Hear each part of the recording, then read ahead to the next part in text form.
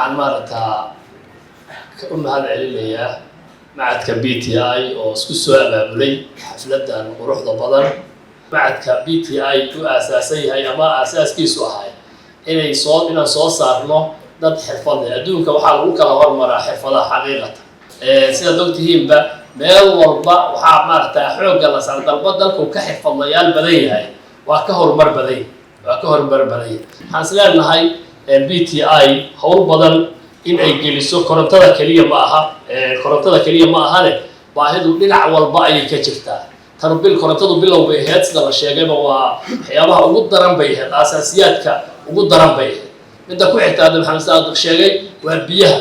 magaaladii infrastructure biyood oo tiro badan ma yaallo, waa waxba iswada dhex yaaca.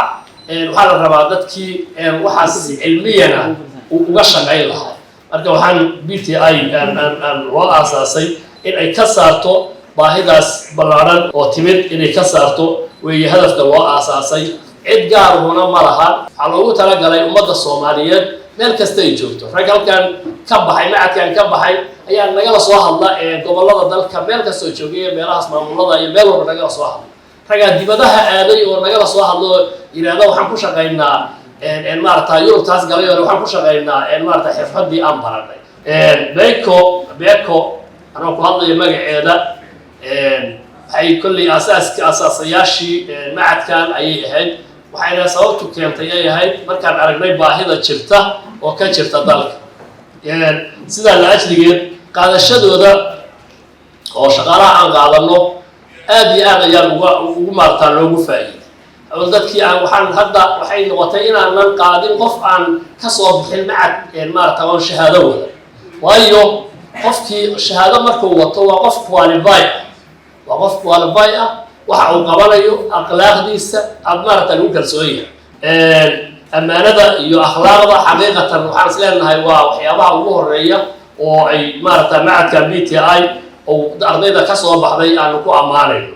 inta aan qaadanay iyo in ka badanna waan qaadan doonaa. macadyada kale iyo hay-adaha kale oo maaragtaa shaqo abuurkana waxaan leenahay ardaydaanu waa xaqiiqatan waa ku faa'iideeyay, adinkuna qaata. cid laga leeyahay ma jirto, cid gaara looma soo saarin. ardayda waxaa loo soo saaray inay maaragtaa meel walba iyo qayb walba baahi kasta oo dalka ka jirta inay maaragtaa inay daboolaan. BTI waxaan u dardaarmi lahaa idinkuna electric weeye hadda midda keliya hoon ammaanteenu ay ku socotaan aragnaa. waxaan leenahay waddanku xirfado tiro badan ayuu u baahan yahay. wax walbaahi waa bilow waa bilow. waxyaabaha aan dhihi lahayn maaragtaa ha lagu daro oo aad aasasiyaadka u ah electric ugu horeeyo, tubestuhu ka mid yahay, kuuligu ka mid yahay sida maxamed saadiq sheegay. waxaa ka mid ah mechanical engineer qof ah ma jirto. nin uu biinso iyo buris uu kusoo tababartay unbaad arkaysaa. marka ma jirto cilmi aan maaragtaa aad loogu baahan yaha weeye. kambani waxaan ka shaqeeyo maaragtaa dhinaca mashiimada dabdhalinta. kuwa kasii waaweyn waxaan soo wadnaa maaragtaa korontada laga dhaliyo HFO leeyahay mashiin gurigaan la eega oo ka waaweyn gurigaan ka waaweyn ayaan soo wadnaa. xaqiiqeena qof walba inaan dibadda ka keenno ka shaqeyno marka waxaan dhihi lahay mechanical engineerna ku dara oo ugu yaraan jaamacaduhuna arrintaas inay xoogga saaraan. ardayduna ayaysan isdhihin mechanic dhusuqlaha noqonaya waa la raadinayaa ma la helayo waana loo baahan yahay. waxaa ka mid oo kale nijaarada dadkan waxaa la yidhaahdaa faryaamada.